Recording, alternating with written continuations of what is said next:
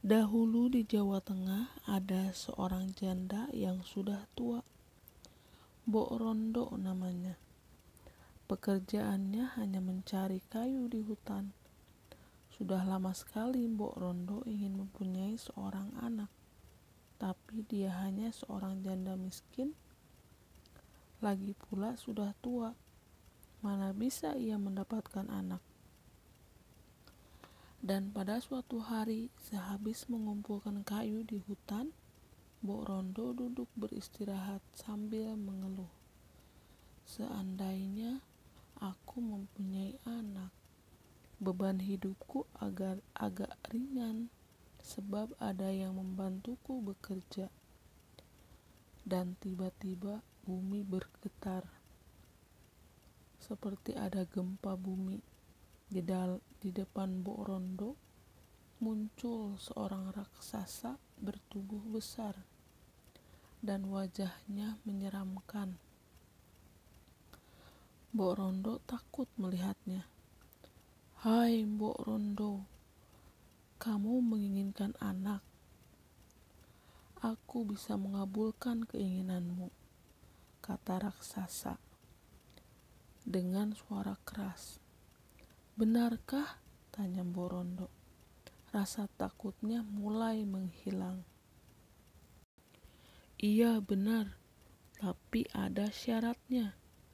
Kalau anakmu sudah berumur 16 tahun, kau harus menyerahkannya kepadaku. Dia akan kujadikan santapanku," jawab raksasa itu. Karena begitu inginnya dia mempunyai anak, maka Mbok Rondo tidak berpikir panjang lagi. Yang penting segera punya anak. "Baiklah, aku tidak keberatan," jawab Mbok Rondo. Kemudian raksasa itu memberi biji mentimun kepada Mbok Rondo. Mbok Rondo segera pulang dan menanam benih itu di halaman belakang. Setiap hari Mbok Rondo menyirami biji timun itu. Ajaib, 2 minggu kemudian tanaman itu sudah berbuah. Buahnya lebat sekali.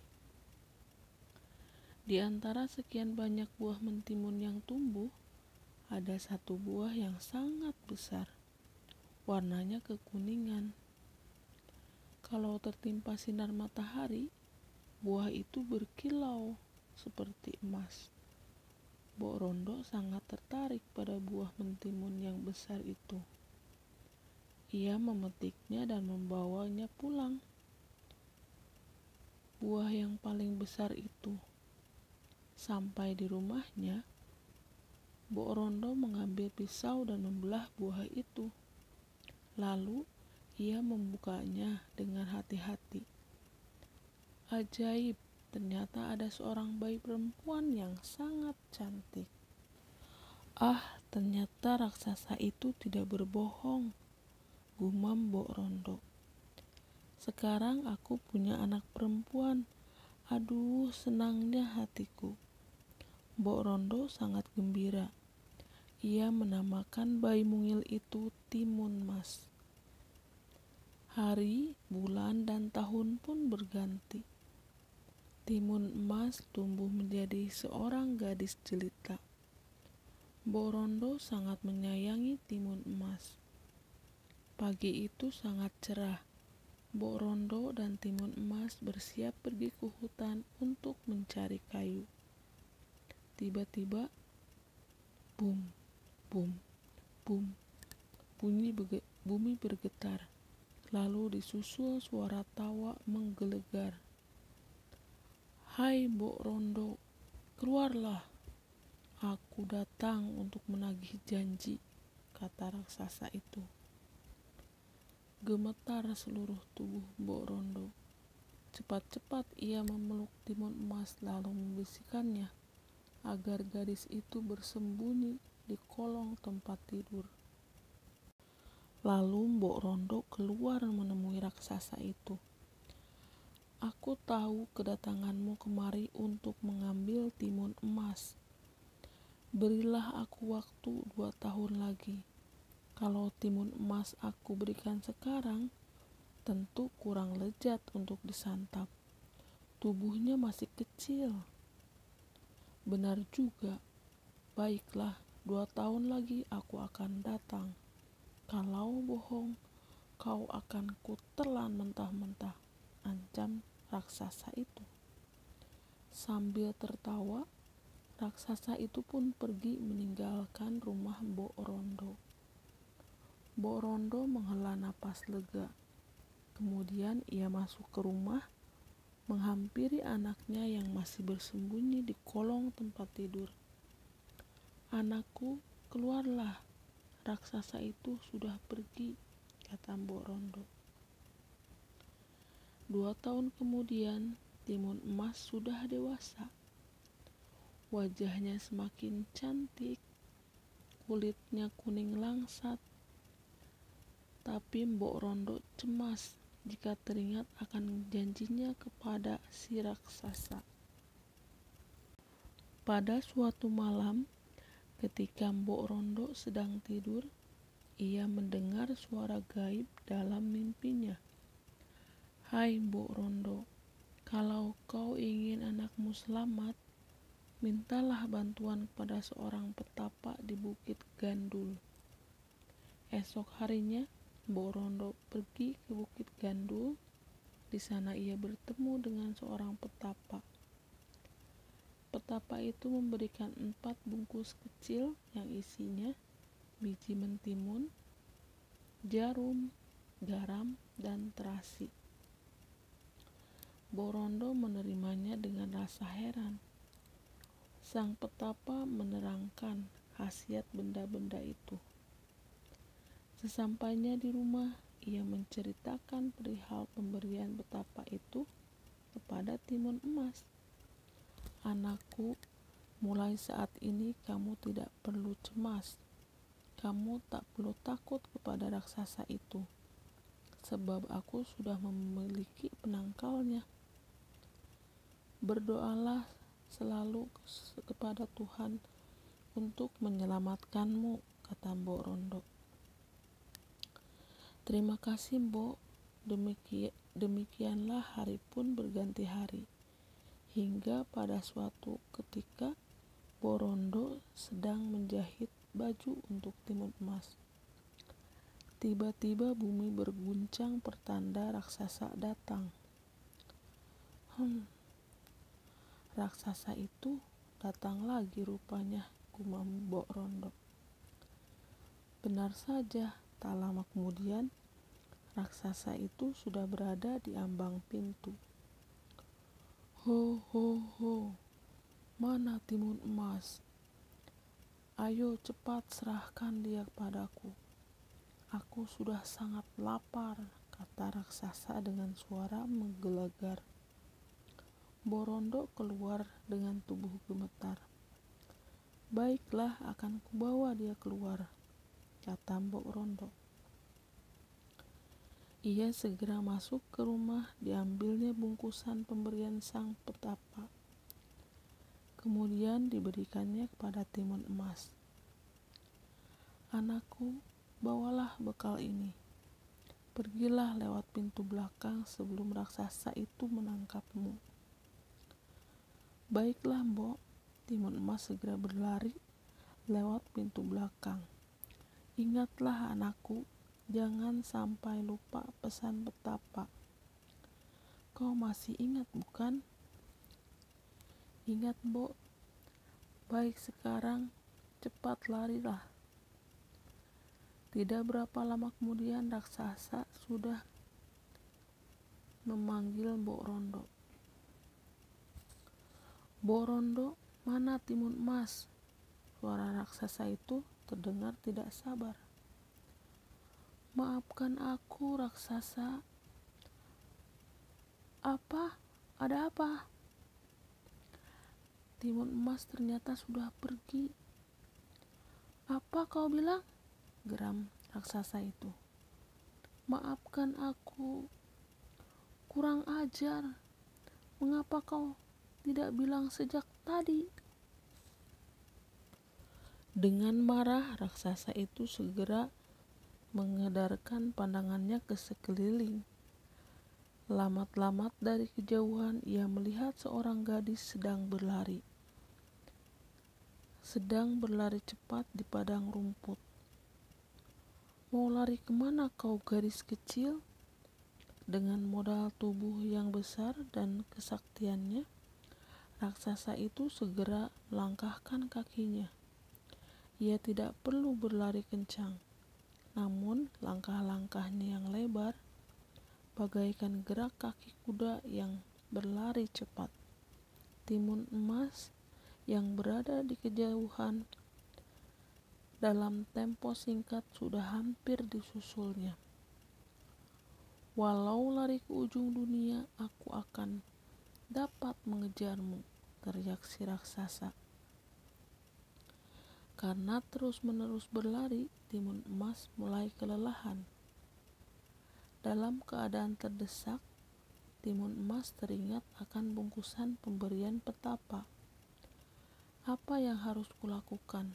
tanya timun emas dalam hati. Ia teringat akan pesan ibunya. Cepat diambilnya biji ketimun dalam bungkusan lalu ditaburkannya di sekitarnya. Sungguh ajaib, biji timun itu langsung tumbuh dengan lebat. Buahnya besar-besar. Raksasa itu berhenti ketika melihat buah mentimun terhampar di hadapannya. "Hahaha, buah mentimun ini akan dapat menambah tenagaku," kata si raksasa. Sejenak ia menatap timun emas yang terus berlari kencang menjauhinya. "Tidak mengapa, bocah manis, larilah sekuat tenagamu. Toh nanti aku akan menyusulmu." Lalu ia mencabuti timun sekalian dengan daunnya yang masih muda. Dengan rakus ia segera melahap yang ada, sampai tak satu pun tersisa. "Akhirnya sudah habis. Sekarang tenagaku bertambah kuat. Aku pasti bisa menangkap gadis kecil itu." Setelah kenyang, raksasa itu kembali mengejar timun emas. Hanya dalam beberapa gerakan kakinya saja ia sudah dapat menyusul timun emas. Timun emas ketakutan, lalu ia mengambil jarum dan kayu dari kayu bambu yang dipotong kecil-kecil. Di saat yang kritis, timun emas menaburkan jarum ke tanah. Sungguh ajaib, jarum itu berubah menjadi hutan bambu yang lebat. Raksasa berusaha menembusnya, namun tubuh dan kakinya terasa sakit karena tergores dan tertusuk bambu patah. Ia pantang menyerah dan berhasil melewati hutan bambu, terus mengejar timun emas. "Hai timun emas, jangan harap kau bisa lolos," seru si raksasa sambil membungkuk dan untuk menangkap timun emas. Dengan sigap, timun emas melompat ke samping, berkelit menghindar. "Oh, hampir saja aku tertangkap." Timun emas terengah-engah. Keringat mulai membasahi tubuhnya. Ia ingat pada bungkusan pemberian petapa yang tinggal 2 itu. Isinya garam dan terasi. Ia segera membuka tali ikatan bungkusan garam. Garam itu ditaburkan ke arah si raksasa. Seketika butiran garam itu berubah menjadi lautan. Raksasa itu sangat terkejut karena tiba-tiba tubuhnya tercebur ke dalam laut. Tapi berkat kesaktiannya, ia berhasil berenang ke tepi. Ia kembali mengejar timun emas. Serasa dipermainkan, kemarahan raksasa itu semakin memuncak. "Bocah kurang ajar, Kalau tertangkap akan kutelan kau bulat-bulat. Timun Emas semakin khawatir karena raksasa itu berhasil melewati lautan yang sangat luas itu. Akan tetapi ia tidak putus asa. Ia terus berlari meskipun sudah kelelahan. Raksasa itu pun mengejar. Timun Emas melemparkan isi bungkusan yang terakhir. Terasi itu langsung dilemparkannya ke arah si raksasa. Tiba-tiba saja terbentuklah lautan lumpur yang mendidih. Raksasa itu terkejut sekali. Dalam sekejap, tubuhnya ditelan lautan lumpur. Dengan segala upaya ia berusaha menyelamatkan diri. Ia meronta-ronta, tapi usahanya sia-sia.